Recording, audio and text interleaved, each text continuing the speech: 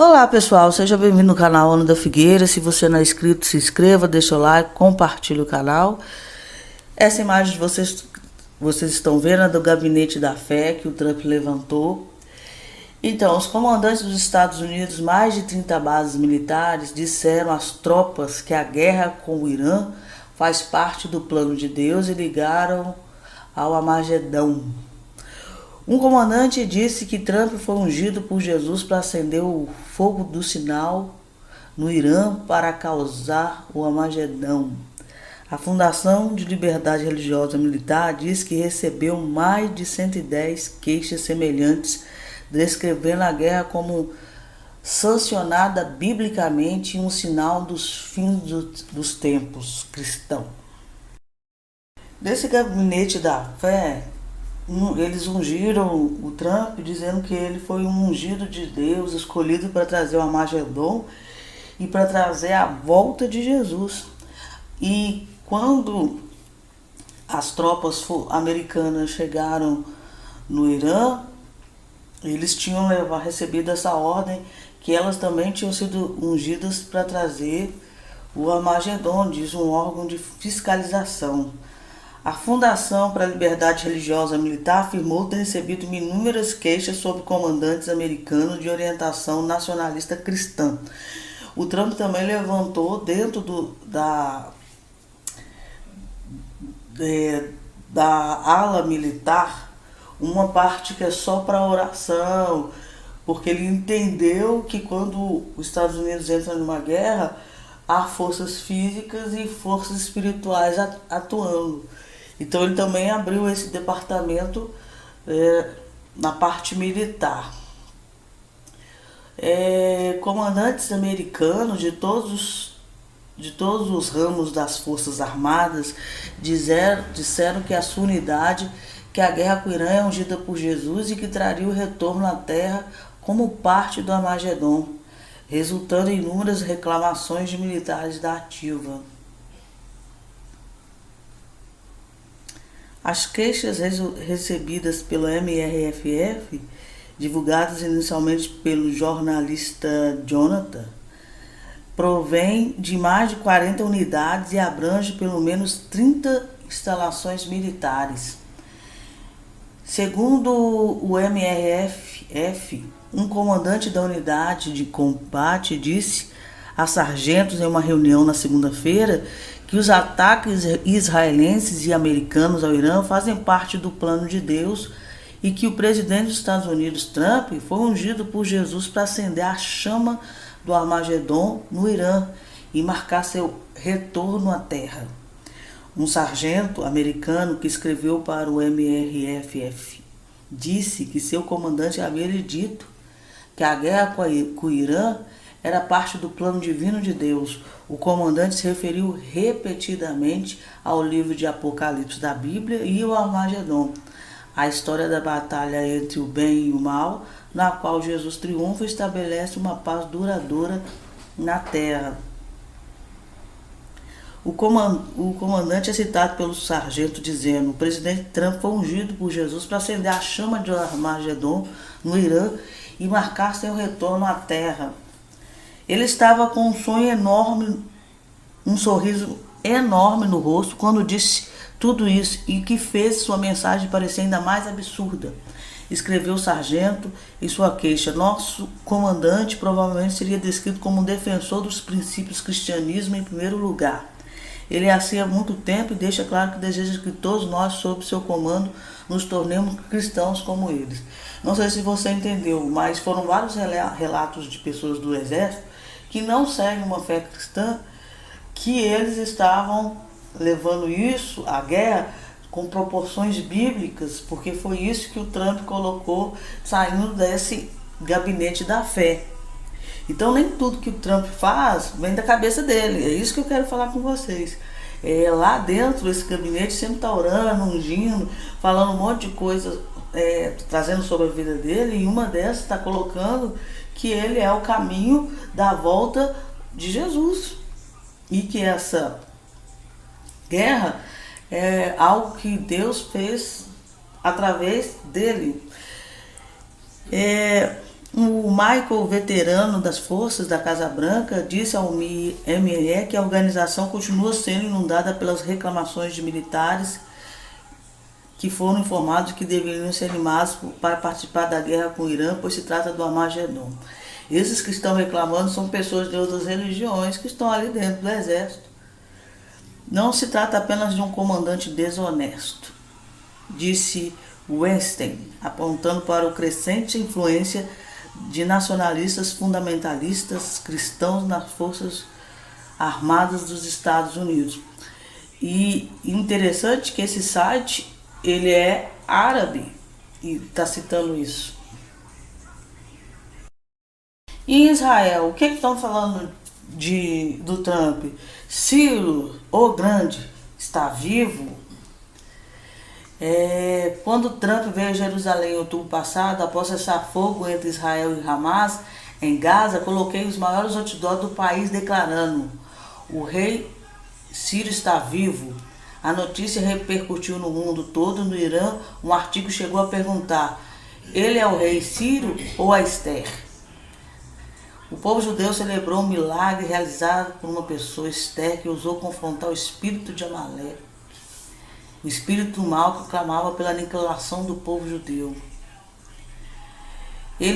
Esse mesmo espírito opera agora através de muitos possuídos por demônios no Irã que acreditam pelo poder introduzir o 12º descendente de Maomé por meio de um apocalipse e forçar todas as pessoas do planeta a se curvarem ao Islã. Isso é uma verdade. Eles acreditam no que vai ter o 12º imã, que ele está oculto, e que ele vai fazer todo mundo se curvar ao Islã através da espada. Foi isso que o prefeito de Nova York, numa mesquita, estava numa reunião falando sobre isso. Para muitos judeus, o Trump é o Ciro vivo, de volta. E para outros segmentos dentro do judaísmo, ele é o Messias da casa de José, que vai trazer o Messias, ou abrir um caminho para o Messias da casa de Davi. Agora, tem a visão também dos islâmicos. Os islâmicos estão dizendo que o Trump é o Djal e que ele vai trazer o Mahdi. Para um grande número de muçulmanos em todo o mundo, o fato de Trump estar liderando um ataque ao Irã é evidência que o apocalipse islâmico está sobre nós. Eu percebo que pode parecer loucura para muitos de vocês, mas é nisso que eles realmente acreditam. Na teologia islâmica, há uma figura sombria conhecida como Djal, que se eleva durante o fim dos tempos. O Djal, para os islâmicos, é o anticristo, cristão. O Al-Masih Djal, o Messias enganador, de outra forma referido simplesmente como Djal, é uma figura antagônica no apocaliptismo islâmico que fingirá ser o Messias prometido e mais tarde afirmar ser Deus, aparecendo antes do dia do julgamento. Djal não é mencionado no Alcorão, mas ele é mencionado e descrito no Hadith, correspondente ao anticristo. No cristianismo, diz que o Djal emerge no Oriente, embora a localização específica varie entre as várias fontes.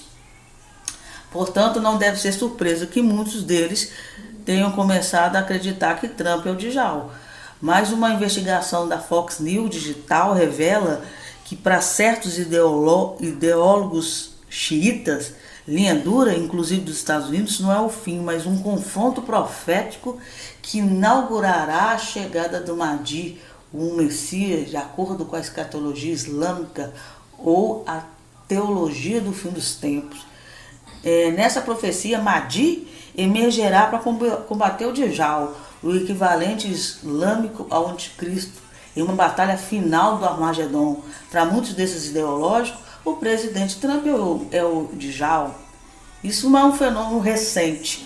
Lá no Irã, um clérigo falou, que foi nomeado pelo Supremo do Irã, sugeriu um sermão na sexta-feira que o presidente Trump era o equivalente islâmico de um olho único, o anticristo profetizado, para ameaçar a humanidade em torno do dia do julgamento. Ele é completamente de um olho só e isso é um sinal de um fim dos tempos. Seyed Hassan disse aos congregados em um sermão para as orações islâmicas de sexta-feira, de acordo com o site de Ban News. Agora a guerra entrou em erupção, muçulmanos de todo o mundo estão em debate sobre Trump el-Djal. Isso é particularmente verdade nas comunidades xiitas. Na denominação 12 do Islã de Shia, um dos sinais do reaparecimento do Mahdi, que Travis considera ser isso seu 12º imã, é o advento do Djal. Quem nega o Mahdi negou a Deus, e quem aceita o Djal negou a Deus. Esse hadith atribuído a Muhammad enfatiza fortemente o retorno de Djal e o evento do reaparecimento do Mahdi. O Mahdi é o 12º imã que está oculto, que só vai aparecer quando o Djal estiver aí para ele destruir ele, trazer a paz através da espada e por aí vai, e consagrar o islamismo no mundo. Essa é a visão do Islã em relação ao Trump. Então é isso, que Deus abençoe vocês. Olá pessoal, seja bem-vindo ao canal Ana da Figueira. Se você não é inscrito, se inscreva, deixa o like, compartilhe o canal. Isso que vocês estão vendo aí é o manuscrito do Mar Morto. Um cientista decifrou o texto considerado ilegível por mais de 70 anos. Esse artigo saiu agora 20 horas. Fragmentos crípticos revelam temas bíblicos sobre julgamento, Messias e o destino de Israel após décadas de mistério. Mais de 70 anos depois de serem descobertos, 2 fragmentos dos manuscritos do Mar Morto, classificados como ilegíveis, finalmente tiveram seu conteúdo revelado. Conhecidos como manuscritos crípticos B, os fragmentos 4Q362 e 4Q363 continham um alfabeto desconhecido que levou especialistas a considerá-los por décadas impossíveis de decifrar. A reviravolta veio com o trabalho do pesquisador Emanuel Oliveira, da Universidade Groningen, da Holanda. Aceitando um desafio de muitos julgaram infrutífero, ele foi capaz de decifrar. Ele identificou que os símbolos enigmáticos correspondiam de forma consistente ao alfabeto hebraico. O processo levou cerca de 2 meses. Em entrevista ao jornal Haaretz, o pesquisador contou que chegou a ouvir dos amigos que poderia ficar preso por 49 anos. Ele decifrou que era, na verdade, o alfabeto hebraico. Talvez estava muito ilegível, difícil de ver, porque era escrito no couro.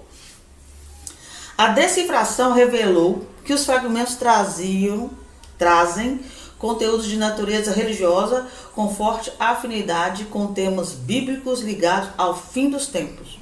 Há menções ao julgamento divino, à vinda do Messias e ao destino de Israel, além de referências a nomes como Israel, Judá, Jacó e Elohim, outro termo para Deus.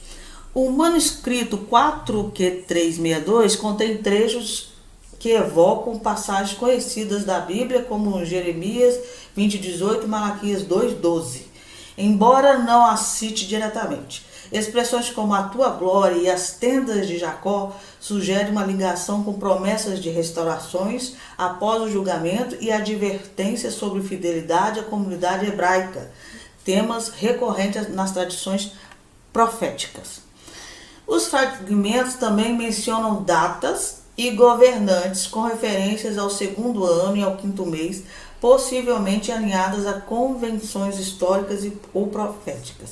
Um elemento intrigante é a menção de uma sepultura misteriosa, descrita de forma que não encontra paralelo direto com outros textos bíblicos conhecidos, segundo o próprio Oliveira. Já o segundo manuscrito, 4Q363, apresentou maiores dificuldades de interpretação. Uma frase repetida pode se referir tanto às suas filhas quanto às suas aldeias. E o nome de Beniarro, como à época, dificulta a identificação precisa do personagem citado. Essas ambiguidades também parte do contexto em aberto. Os manuscritos eles foram produzidos pelos Quiranitas, comunidade judaica, que viveu próximo ao Mar Morto há mais de 2 milênios e ficou conhecida por preservar textos religiosos. Escritos em corojo rachado, escurecido e fragmentado, os textos usam tinta preta e apresentam caligrafia irregular, com letras de proporções variáveis e correções visíveis, o que reforça a complexidade do material achado. Então, há 70 anos foi achado esses manuscritos e eles têm tanto valor porque eles foram escritos por os Quiranitas, que eram pessoas que, como se diz, faziam com que a Bíblia ela não se apagasse. A gente sabe que não tinha computador, não tinha essas coisas. Então, eles escreviam em coro para preservar a Bíblia. Eles esconderam nessas cavernas e partes desses manuscritos já foram decifrados, mas alguns não. E outros eles não estão levando a público. Hoje eles levaram essa parte que estava difícil de ser decifrada, que fala de datas, de julgamento de Deus e essas coisas. Um debate renovado nos círculos de profecias bíblicas está chamando a atenção para março de 2026. Não como a data para o arrebatamento, mas possível ponto de virada na história bíblica. A discussão senta-se em um antigo calendário solar preservado nos manuscritos do Mar Morto. E se ele sinaliza o início do que alguns interpretam como o jubileu final, ou a geração final, ou da era da graça. Esse argumento foi recentemente delineado em uma discussão nos Estados Unidos sobre o pergaminho, que foi o que eu acabei de falar, e seu sistema de calendário. Uma dessas pessoas argumenta que o pergaminho preserva o que ele chama de calendário bíblico original, distinto do sistema gregoriano moderno. Ou seja, o manuscrito ele não tem o tempo de acordo com o gregoriano, que é esse solar que a gente usa aí. De acordo com os manuscritos do Mar Morto, foi o calendário original dado por Deus, disse Johnson, acrescentando que ele se estende da criação através do reinado milenar até o fim dos tempos. Ao contrário do calendário gregoriano, que depende de ajustes lunares e mudanças durante a semana, Johnson disse que o calendário de manuscritos do Mar Morto é um sistema solar de 364 dias, projetado para manter semanas e dias e festas fixos. Em um calendário de 364 dias, tudo é o mesmo, disse. A Páscoa é 14A de Nissan e é sempre terça-feira. O novo ano sempre começa na quarta-feira. O ano é estruturado em torno de 12 meses e 30 dias, além de 4 dias adicionais no marcadores ligados ao equinócio solstícios. E em vez de adicionar dias bissextos, Johnson diz que esse calendário do manuscrito, ele usa um alinhamento de semanas bissextas a cada poucos anos, mantendo, sincronizando com as estações do ano.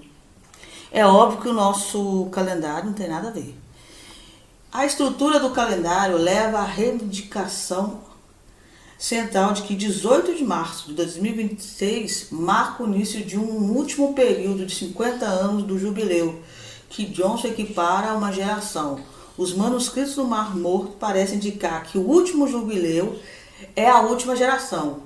E isso coloca a janela profética proposta entre 2026 e 2076.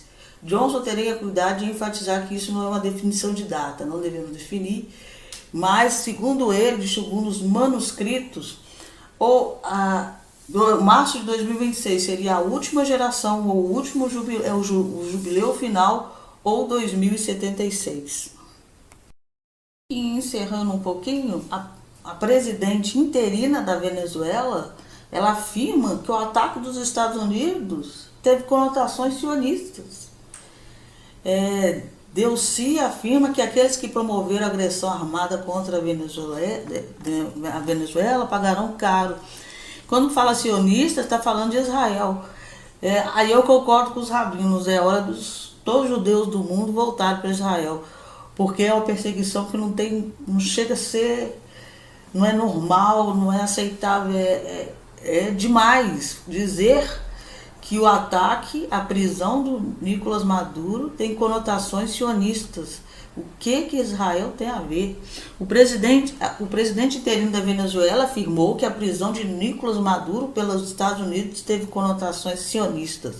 Em um pronunciamento televisionado no sábado, Delcy afirmou: governos de todo o mundo estão chocados com o fato de a República Bolivariana da Venezuela ter se tornado vítima e alvo de um ataque dessa natureza que, sem dúvida, possui conotações sionistas. Olha o nível que a gente chegou. Falando um pouquinho do Oriente Médio, a Arábia Saudita, você sabe, atacou o Iêmen e atacou a parte que os Emirados Árabes Unidos apoiam. Porque você sabe que o Iêmen também ataca os sauditas. Então pode ser que haja uma crise diplomática entre Emirados e os sauditas. Pela primeira vez a gente vê os sauditas fazendo alguma coisa assim real em questão de guerra contra os iemitas. Olha o nível que o mundo tá bem caótico e não tem nem razão se a gente for olhar. Não é uma coisa anormal, vamos pôr assim. Então é isso, que Deus abençoe vocês.